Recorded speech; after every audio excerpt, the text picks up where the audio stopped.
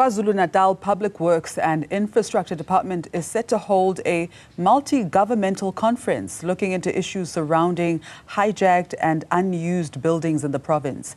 2 weeks ago, police raided a number of buildings in the Durban CBD where several undocumented migrants were detained for various offences, including occupying unused buildings. And KZN Public Works and Infrastructure spokesperson Steve Bhengu joins us now live to chat a bit more about this. Steve, welcome to Newzroom Afrika. Thank you so much for your time. Good morning to you, Mr. Chaba, and to your listeners as well this morning. Firstly, how many buildings are currently identified as being hijacked or unused? Well, Mdungwa, currently we've undertaken an ongoing audit. When Public Works MEC, Martin Meyer, came into office, he then wanted to get a scope of exactly what we have in our books, what are we working with, and what can we do with what we have.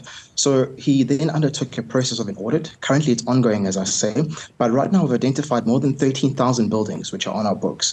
Now, some of these buildings are being used the way that they're meant to. However, unfortunately, some of them are not, and others are being obviously left unoccupied, which obviously leads to, elements where they are illegally occupied. Now, a typical example of this are two buildings which we visited on Friday. We went to the Palm Beach Hotel, which was in the Durban CBD. Now, this was a hotel business which went under and some 15 years ago. And essentially, the building was a victim of criminal elements where individuals came inside and they stripped all sorts of material, probably for selling or for whatever reason. Then we went to a second one, also in the Durban CBD, in the Point Precinct, called the Siemens Institute and Rest building. Now, here we found a situation where people have, gone into the building and illegally occupied the building, making use of illegal connections and that sort of thing. So it really painted a clear picture of the sort of situation that we have in our hands.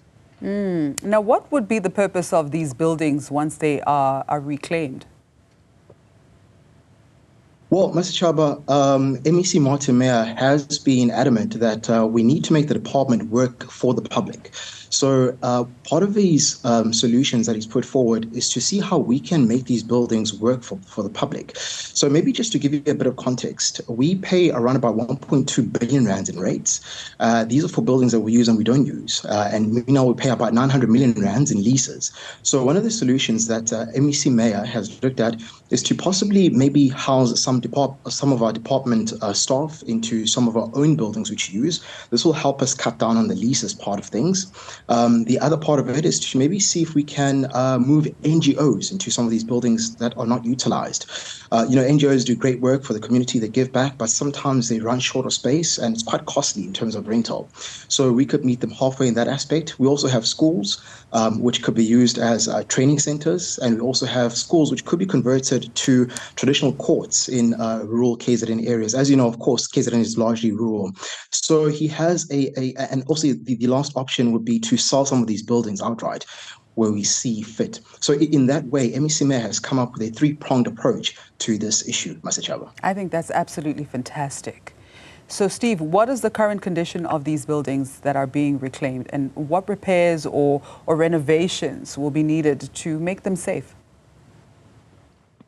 Well, Mr. Chaba, the state of them varies, it really varies, and it also depends on the sort of criminal elements that they've been exposed to. But it is a harsh reality overall, Mr. Chaba. But of course, there is hope because obviously the MEC has undertaken to make these buildings work again. And where we can meet each other halfway, perhaps with private individuals or private entities, and who are willing to take on some of the repair work, we're happy to also have that happen. But also, the thing that we're looking forward to the most is that once we have a complete audit of all the buildings in our books, then we'll be able to identify who needs help and who needs housing so that we can be able to meet them halfway. I love the vision that you have as a department, but it would be good to know what concrete steps will the department take to ensure that the reclaimed buildings are not simply sold off to private interests, but rather repurposed, as you've indicated, to serve the needs of the community? So, part of it is obviously we're looking for credible, entities. So maybe a credible NGO, for example, that will come on board and make use of this because we know that they're also giving back to the community. Another element that we're looking at is partnering up with local municipalities. So, for instance, in eThekwini, the second building we looked at, which is the Siemens Rest Institute, we are in the process of handing that building over to the eThekwini municipality because eThekwini has identified a huge issue of housing shortages. We are also in a similar process in the city of Mhlathuze up in the North Coast by Richards Bay. We have some houses there which belong to us, which have been occupied, and we're also in the process of, talking to the municipality to hand those over. You'll also remember that in Ulundi, the MEC was there about some 2.5 weeks ago, where some 300 houses, which belong to us as well, were occupied. But obviously, I must stress, Mr. Chaba, that he has emphasized that there will be no evictions. No one will be thrown out onto the street, as being some fears that have been perpetuated. But because this will be done within the full prescript of the law to ensure that everything is done amicably and that, of course, everyone is happy at the end of it all. All right, just in keeping everyone happy and ensuring that no one is thrown out, how does the department plan to collaborate with other stakeholders, such as law enforcement, to address the issue of hijacked buildings?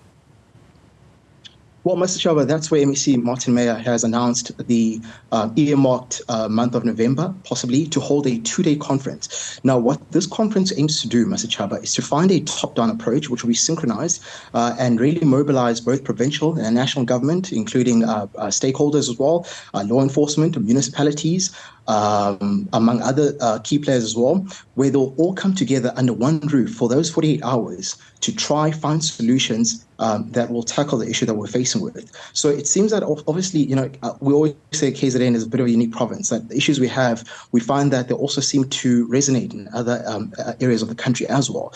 We look at things like the construction mafia as well, which is something that MEC Mayor has been quite vocal about and spearheading. So we hope that therefore the initiatives that come out of this 2-day conference will be ones that can be implemented and rolled out as well in other parts of the country who are facing the similar problems that we're looking at right now. All right, Steve, let's talk about the big elephant in the room. How does the department plan to address the issue of illegal foreign occupation of hijacked buildings? Sure. Well, MEC Mayor has been adamant that he wants to help.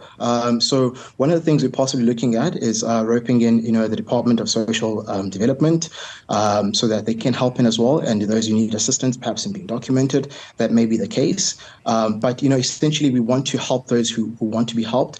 And like I said, he wants to do everything by the guidelines of the law and to make sure that really everything is above board and that everything really is guided by the steps of the laws of the country. All right. So how can the public stay informed and engaged with the department's progress on this initiative? Thanks, Mr. Chaba. Well, Mamtungwa, one of the things that MEC Mayor has also spearheaded is transparency within the department. So what he's currently looking at right now is a situation where an ordinary member of the province or the country can simply go into our database and see perhaps who's been awarded what sort of tenders. So what we're currently looking at in the near future is to have a situation where we can have a full transparency run. Perhaps, the issue of contracts is one that is also quite topical in our department. So, an ordinary citizen will be able to go into our website and have a look at who's been awarded what contract for what work, for what duration, what amounts. And this will obviously help in the process of transparency. MEC Mayor has been adamant that we want to turn the department around to one that is seen to be working because right now the image of the department, unfortunately, is quite a negative one. But we also want to reinvigorate the confidence of the public. Because obviously we are a department that works for the public and we work with taxpayers' monies. So these are one of the things that he's really thriving for, which is transparency and accountability across the board when it comes to the department. And how are you reinvigorating the tourism sector? I mean, recently the Hilton, which has been closed for quite some time, was recently reopened. Let's talk about the redressing of old buildings and how you are facilitating that process. Sure. So about not long ago, maybe about a month ago, he met with FEDASA, which represents the hospitality sector, and they were quite open and quite vocal about the various issues they were facing. The reality, Mamdunga, is this. The state of the derelict buildings and abandoned buildings is really, putting a downer in terms of investment and tourism in the province. So, the MEC not only has met with them, he's met with individuals who represent professionals in the civil engineering sector, as well as obviously the various forums such as the BBF, the Black Business Federation Forum. And that has been really part of a solution to say, he has an open door policy where anyone who wants to be part of the solution can come forward and really work well and hand in hand in the long term. So FEDASA has been one of those, especially representing the hospitality sector, who've come forward. And one of the commitments the MEC has undertaken is to continuously engage with them. So for instance, with the organizations representing civil engineers, he's committed that our office will be sitting in on monthly meetings, because these obviously include law enforcement. And this is obviously in the issue of construction mafias, for instance, where then we can also be part of the ongoing measures to find lasting solutions. All right. Thank you so much for your time, Steve.